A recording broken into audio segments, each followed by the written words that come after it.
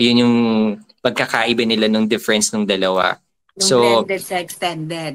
correct. So sa atin, madami tayong perfect example nito yung extended family. And we consider them as family, di ba?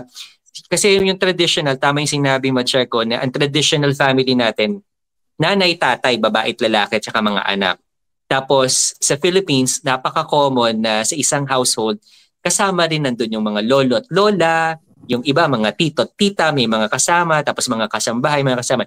Yun, mga extended family na Yun natin. yung At extended. Mhm. correct, tapos kahit 'di ba hindi siya by blood, pero pakiramdam natin part of the family. 'Di ba? I can consider that as also a family. 'Di ba yung mga nagre-rent sa mga apartment, 'di ba mga housemates, yung mga 'yan, 'di ba? They consider themselves family pa din. So parang, meron ako nabasa sometimes it's not about a connection by blood, connection Correct. by, yun nga, yung binded by law, yung adoption, legal Mm-mm. adoption. But somehow, it has something to do with the connection, how deep yung connection mo doon sa tao.